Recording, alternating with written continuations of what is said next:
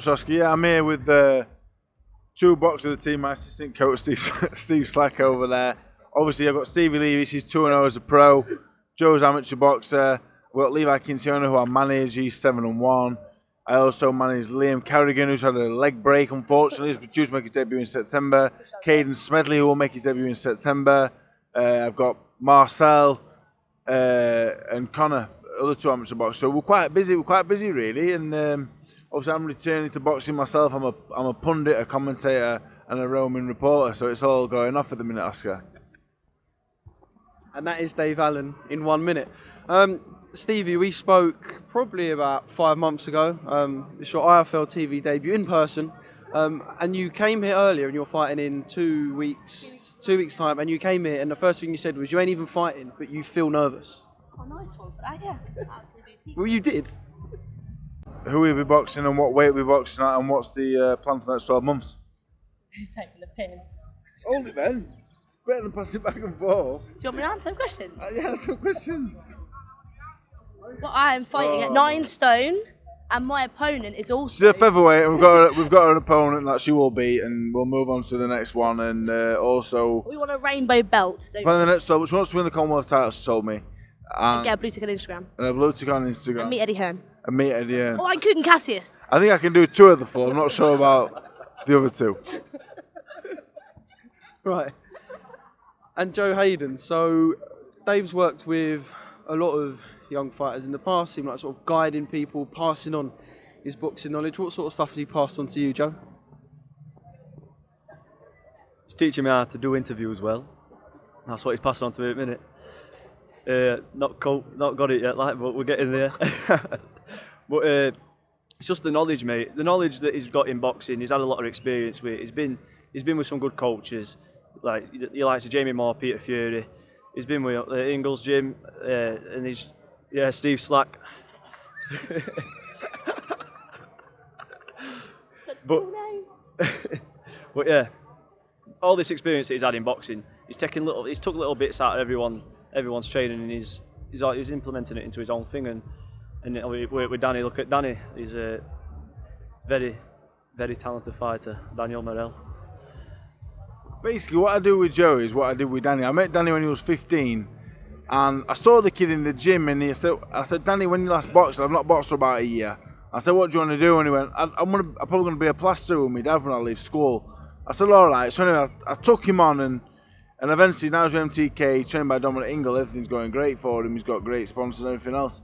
So after I worked with Danny, took on Liam, took on Joe, and the same thing, what I want to do for these, what I want to do for Danny. I never wanted to make Danny world champion. I wanted to take him all around the country. I wanted to be what Brendan Ingle did for me. I want to do for Joe, for Danny, for Liam. You know, even Steve Slack, nearly 40 now, and he's getting the same treatment. But Brendan used to take me to like Meadowhall Shopping Centre and put me in uncomfortable situations and scenarios where I had to come out of myself. At 16, I went to Sheffield on my own. Shy kid, wouldn't talk to anyone. I was scared to talk to the conductor on the train. By the time I left there, I was confident I could do anything. And with Joe, with Liam, Danny can do anything now. He can talk to anyone. He can do interviews. He can do anything. So I want to do that for Joe. Stevie's. So, but with Joe and Liam and the others, it's not so much about the boxing. Sure, I want them to succeed, and sure they can succeed. Joe definitely for me, probably not the most talented of the pack, but as an all-round package, is probably the best fighter that I work with from scratch. So, yeah, of course it's about the boxing. Of course I want to succeed. I don't train him twice a day not to succeed, but it's not about that. It's about coming here and in 10 years' time, whether he's world champion, British champion, or he never wins a fight, he'll remember the nights out we had at the Fight Zone Arena. You know, when things are back open, back at the O2, we'll go all over the place. He spars all the top pros now, and he continues to spar even more. It's all about life experience, so anything with the boxing is a bonus, but that's it. That's what I do for Joe. And Joe for me, really, is one of the major pushes behind me coming back. Of course, Levi Kinciona and some of the other pros are with Stevie. I need to give him opportunities, but with Joe, he's pushed me to come back. I see him train so hard every day, and I just think if Joe can do that, I can do that. So I want to push myself.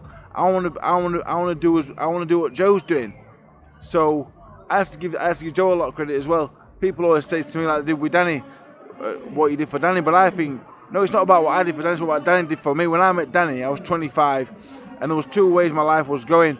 One was a life that was continuing down the path where I was gambling and self-destruction, and the other one was where I was taking on a bit of responsibility in Danny. So he changed my life, and Joe again changed it in a different way. I actually train now. The comeback isn't. I'm not looking to win world titles, but it's like 4-6 rounds. But I want to do the job serious. So Joe's changed it in that way. I know I've gone on a bit, but I'm very. I see people say, "Oh, Dave Allen, this and that." I genuinely do all that I do out of the love for it. I don't make no money out of any of them. I don't take a manager's percentage off the pros I train, and I don't take a penny off the amateurs that I train. And that's how. I'm not saying that's how it should be, but that's how I want to work it. And what I get is a feeling, a real. I don't know. I feel better about myself. Yeah, I get a real satisfaction when I see these achieve something. Cheers. Ian Half knows how to talk, doesn't he? Ian Half knows how to talk. Steve, go on then. So, was Dave downplaying your role? Was he overplaying your role? I don't know, but can you talk about your role in the Dave Allen team?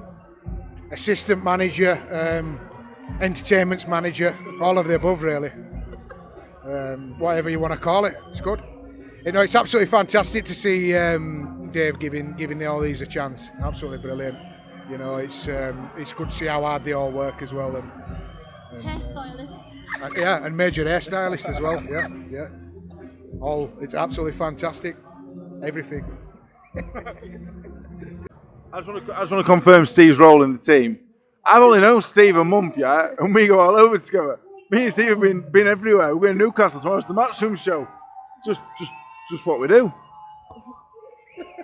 Red and yellow and pink and green. And that's what we used to have to do. I have these doing all sorts of mad things. I had Steve the other day topless in his underpants running around my housing estate just to show these that when you get a bit older you can drop the machismo and drop all that and just be yourself. And Steve's a great part of the Greek. Steve's a big part of the team. You know, my old man as well.